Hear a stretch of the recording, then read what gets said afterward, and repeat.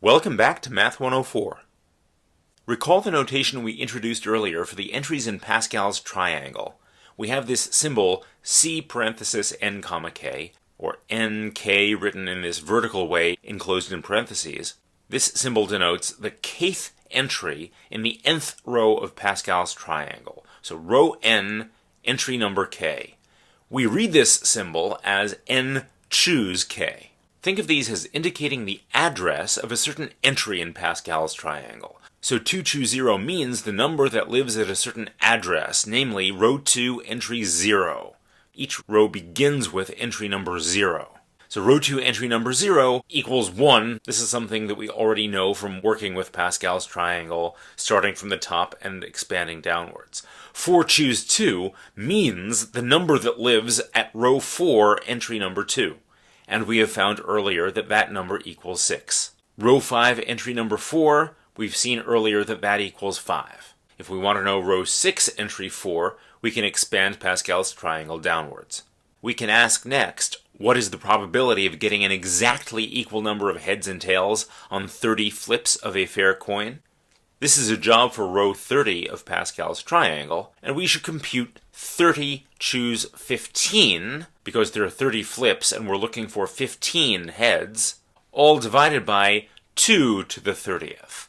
This event, that there are an equal number of heads and tails on 30 flips, has this number of ways of occurring in the numerator, and that's divided by the total number of different possible outcomes for that experiment.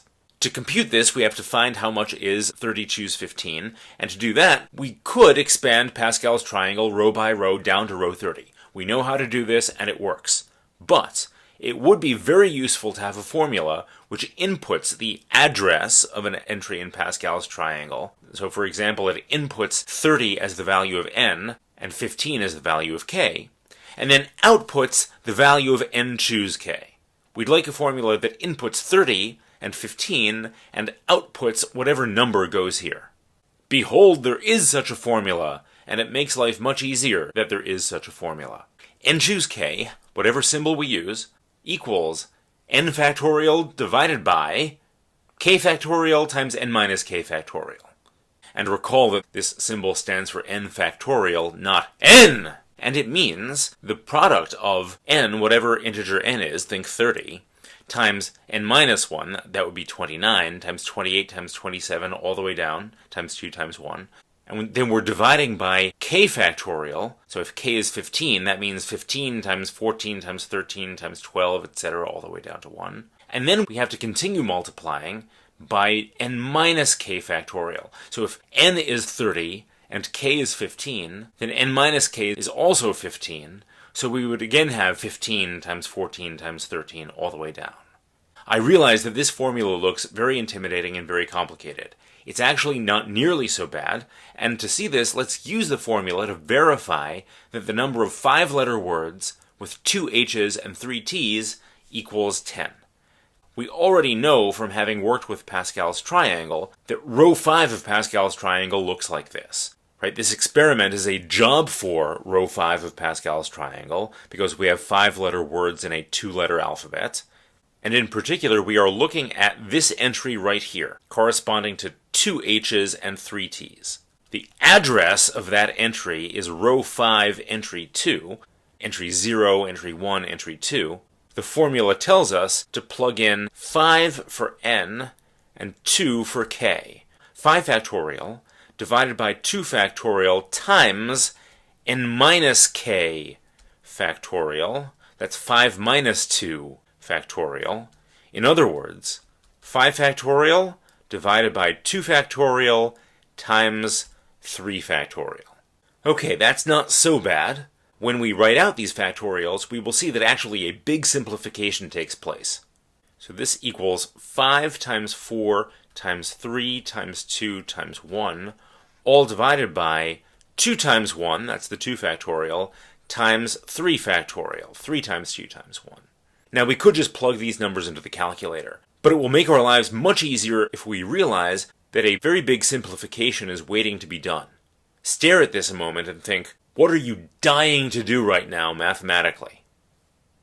Well, dying to do might be overstating it, but I'm strongly inclined to do some cancellation. You've got a whole copy of 3 times 2 times 1 in the numerator and 3 times 2 times 1 in the denominator. That's why I wrote out the formula in this way, that when you write n factorial, so think 5 factorial, at the back end of 5 factorial is a whole copy of 3 factorial. That whole copy of 3 factorial is going to cancel out top and bottom. In other words, this whole chunk of the formula is just going to cancel out. That makes this whole computation much less intimidating. This boils down to 20 divided by 2, which equals 10. Great, I'm going to put a check mark to indicate that this verifies what we already knew. The real purpose of this formula is to compute values of n choose k that we don't already know, but I first wanted to persuade you that the formula makes sense, and the first piece of evidence that it makes sense is that it computes a value for 5 choose 2 that we already know is the correct value for 5 choose 2. Let's notice something about this formula. Here we have row 5 of Pascal's triangle. And we've seen before that the number of 5-letter words with 2 H's and 3 T's, that corresponds to this 10, which is equal to 5 choose 2.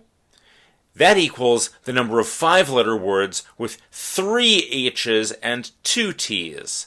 That corresponds to the other 10 in row 5 of Pascal's triangle. That's 5 choose 3. It makes sense that those two numbers should be equal, and Pascal's triangle knows about this. It knows about 5 choose 2 being equal to 5 choose 3, and it knows about 5 choose 1 being equal to 5 choose 4. Right, the number of 5-letter words with 1 H and 4 T's should be equal to the number of 5-letter words with 4 H's and 1 T. That makes sense. Not only does Pascal's triangle understand this symmetry, but so does the formula.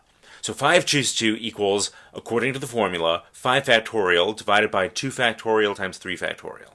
But this denominator just consists of numbers multiplied by one another. Mathematically, we are allowed to multiply them in the other order. We do live in a universe where multiplication is commutative, which is really quite convenient. So 2 factorial times 3 factorial could just as easily be computed as 3 factorial times 2 factorial. Now, what is this expression 5 factorial over 3 factorial times 2 factorial? That's exactly what the formula tells us to write down for 5 choose 3. When you apply the formula to 5 choose 2, and you apply the formula to 5 choose 3, the expressions it tells us to write down really are equal to one another. So the formula knows about this equivalence just the way Pascal's triangle does. As another example, let's use the formula to find the number of birth orders in which there are 6 boys and 0 girls. Again, we could write down the appropriate row of Pascal's triangle. That's row 6 of Pascal's triangle, because this is an experiment where the outcomes can be represented as 6-letter words in a 2-letter alphabet, B's and G's. So we can write down row 6 of Pascal's triangle, and note that the entry that we're looking for is this one. We could just as easily say that we're looking for this entry, but just to do it in one specific way, let's say that we're focusing on this entry of row 6. That means that we are looking to compute 6 choose 6. Row 6, entry 6. So entry 0, 1, 2, 3, 4, 5, 6. The formula says to write down the following. N equals 6, so wherever we see an N in the formula, we write a 6.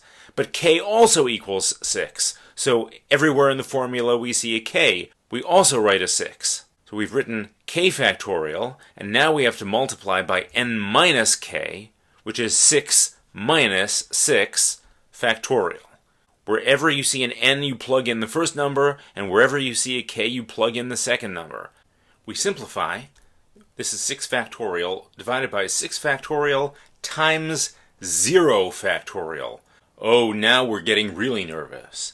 Now maybe you're thinking, doesn't this mean that we're about to divide by 0?